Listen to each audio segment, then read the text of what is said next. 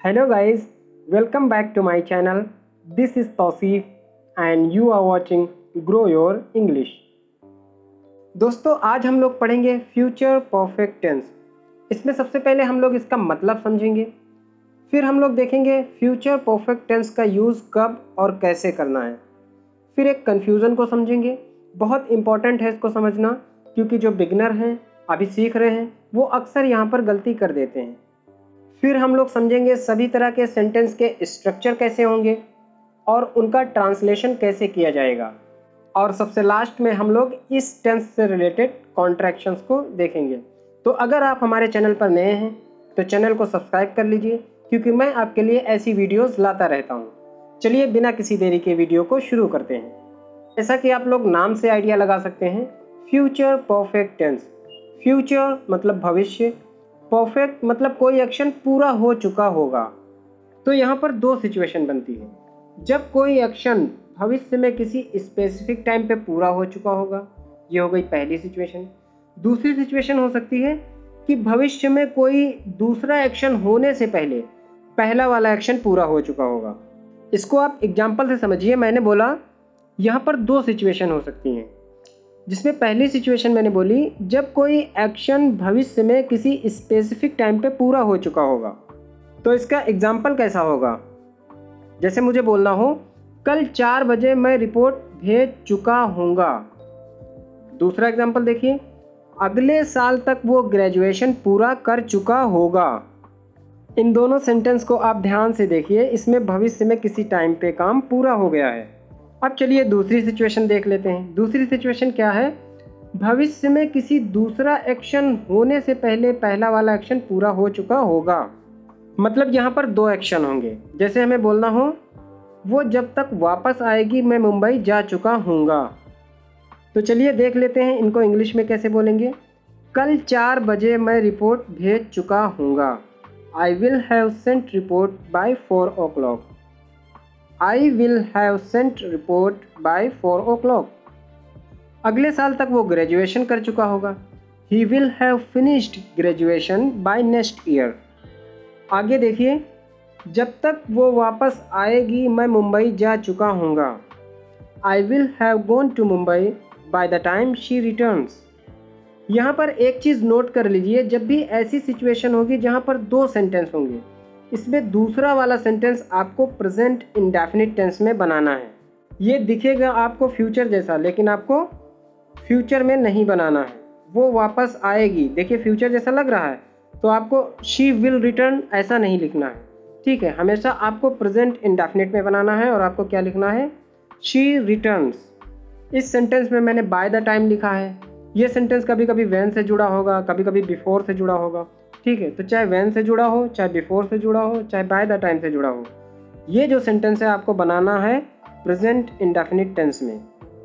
तो यहाँ तक हम लोगों ने देखा फ्यूचर परफेक्ट टेंस का मीनिंग क्या होता है, इसका कैसे यूज़ किया जाता है। चलिए आगे बढ़ते हैं और उस कन्फ्यूज़न के बारे में बात कर लेते हैं जिसकी वीडियो के शुरुआत में मैंने बात की थी। इस टेंस के हिंदी वाक्यों की बात की जाए तो वाक्यों की मुख्य क्रिया के साथ यानी मेन वर्ब के साथ चुका होगा, चुकी होगी, चुके होंगे आता है। यहाँ पर एक बात आपको ध्यान रखनी है, फ्यूचर परफेक्ट टेंस के जो सेंटेंस होंगे उसमें फ्यूचर का टाइम जरूर दिया गया होगा। जैसे by next July, by the time, by Monday, ऐसे करके टाइम फ्यूचर का जरूर दिया गया होगा। और अगर टाइम की बात ही नहीं हो रही है कहीं पे, तो उसका मतलब ये है वो जो सेंटेंस बोला गया है उसका कनेक्शन पास्ट से है। जैसे हम बोलते हैं वो जा चुका होगा, सचिन खेल चुका होगा। यहाँ पर सेंटेंस में चुका होगा तो आया है, लेकिन ये पास्ट की बात है। अगर आप इन दोनों सेंटेंस को ध्यान से पढ़ो और इनका सेंस को समझो तो वो पास्ट की ओर इशारा कर रहा है। इसलिए हम विल हैव नहीं लगाएंगे, विल हैव की जगह वुड हैव लगाएंगे। वो जा चुका होगा, इसको हम ही विल हैव गॉन नहीं बोलेंगे, हम क्या बोलेंगे? He would have gone. Sachin खेल चुका होगा, Sachin would have played, Sachin would have played. तो इतना क्लियर है? ठीक है, चलिए आगे बढ़ते हैं और देखते हैं affirmative sentence, negative sentence and interrogative sentence के स्ट्रक्चर कैसे होंगे और उनका ट्रांसलेशन कैसे किया जाएगा। इसमें सबसे पहले हम बात करेंगे अफर्मेटिव सेंटेंस की। अफर्मेटिव सेंटेंस वो होते हैं जिनमें नहीं शब्द का प्रयोग नहीं किया जाता है और कोई सवाल भी नहीं पूछा जाता है। अगर इसके स्ट्रक्चर की बात की जाए तो उसमें सबसे पहले सब्जेक्ट आएगा, उसके बाद विल हैव, उसके बाद वर्ब की थर्ड फॉर्म में लगानी है और फिर ऑब्जेक्टिव पार्ट रहेगा। दोस्तों यहाँ पर मैं आपको बता दूँ, यहाँ पे मैं शैल हैव का यूज़ नहीं बता रहा हूँ क्योंकि मॉडर्न इंग्लिश में शैल का यूज़ नहीं किया जाता है। शैल का यूज़ अगर आप बहुत ही ऑफिशियल कोई लेटर लिख रहे हो या आप कोई एकेडमिक टेस्ट दे रहे हो तो वहाँ पे शायद शैल का यूज़ होता है, बाकी स्पीकिंग में शैल का यूज़ बिल्कुल नहीं किया जाता है। तो हम शैल को हटाते हैं, यहाँ पे सिर्फ विल हैव की बात करेंगे। ठीक है, सब्जेक्ट, विल हैव, वर्ब की थर्ड फॉर्म, ऑब्जेक्ट और अदर पार्ट। एग्जाम्पल देखिए कैसे होंगे। हम 10 बजे तक आगरा पहुंच चुके होंगे। इसमें सब्जेक्ट क्या है? हम। उसके लिए हम क्या लिखेंगे? वी। और हमने बताया है सबके साथ हमें क्या लगाना है? Will have. तो वी के साथ हम क्या लगाएंगे? Will have. अब हम देखेंगे यहाँ पे वर्ब क्या है? पहुँचना। पहुँचने की इंग्लिश क्या होती है? रीच। उसकी थर्ड फॉर्म हमें लगाना है तो क्या हो जाएगा? रीच्ड। उसके बाद क्या रहेगा? Objective part.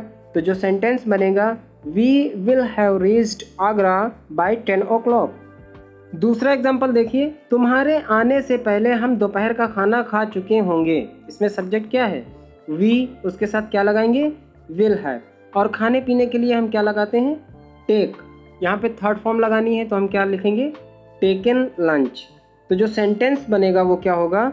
We will have taken lunch. अब इसको हम बिफोर से जोड़ेंगे और हमने बताया था अगला जो सेंटेंस होगा वो किस में बनेगा? प्रेजेंट इंडेफिनिट में। तो हम क्या लिखेंगे? You come. तो जो सेंटेंस बनेगा we will have taken lunch before you come.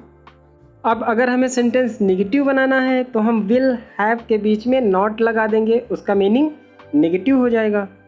For example, अगले साल तक वो अपना प्रोजेक्ट पूरा नहीं कर चुका होगा। इसको कैसे बोलेंगे? He will not have finished his project by next year. तो सेंटेंस को नेगेटिव बनाने के लिए आपको कुछ नहीं करना है, सिर्फ विल हैव के बीच में नॉट लगा देना है, उसका मीनिंग नेगेटिव हो जाएगा। चलिए आगे बढ़ते हैं और इंटरोगेटिव सेंटेंस की बात कर लेते हैं। इंटरोगेटिव सेंटेंस वो होते हैं जिसमें कोई सवाल पूछा जाता है।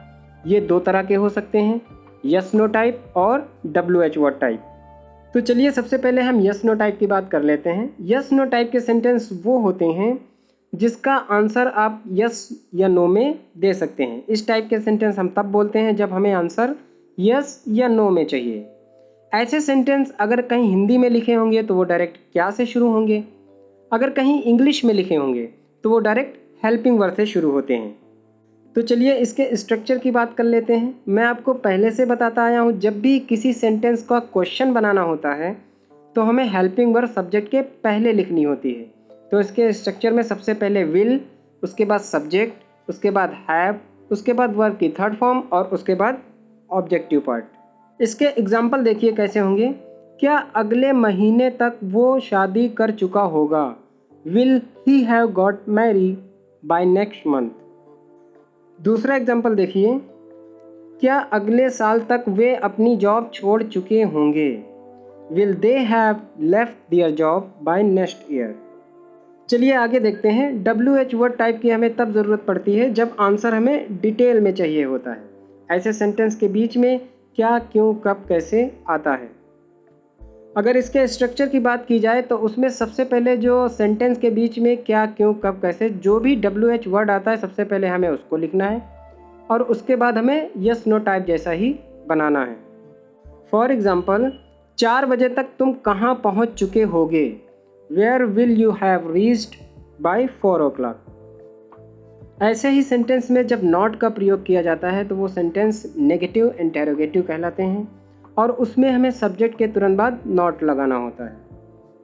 तो चलिए अब आगे बढ़ते हैं और कॉन्ट्रैक्शन के बारे में सीख लेते हैं। दोस्तों यहाँ पर मैं आपको बता दूँ, कॉन्ट्रैक्शन का यूज़ फॉर्मल सिचुएशन में नहीं किया जाता है। जब भी आप अपने बॉस के साथ मीटिंग में हो, उनसे बातें कर रहे हो या कोई ऑफिशियल मेल लिख रहे हो, वहाँ पे आपको कॉन्ट्रैक्शन का यूज़ नहीं करना है। जब आप घर पे होते हो या आप जिन्हें जानते हो उनसे बात करते हो या अपने फैमिली मेम्बर या दोस्त के साथ होते हो, वहाँ पे कॉन्ट्रैक्शन का यूज़ बहुत ही इम्पॉर्टेंट हो जाता है। देखिए यहाँ पे आई और विल को हम कॉन्ट्रैक्ट करेंगे और क्या बोलेंगे? आइल। इसी तरह विल, यूल, देल, हील, शील। तो इसी तरह अगर हमें पूरा सेंटेंस बोलना है तो कैसे बोलेंगे? देखिए, by next July I'll have finished graduation. We'll have finished graduation. You'll have finished graduation. They'll have finished graduation. He'll have finished graduation. She'll have finished graduation. इसी तरह will not का कॉन्ट्रैक्शन क्या होता है? won't। क्या होता है? won't।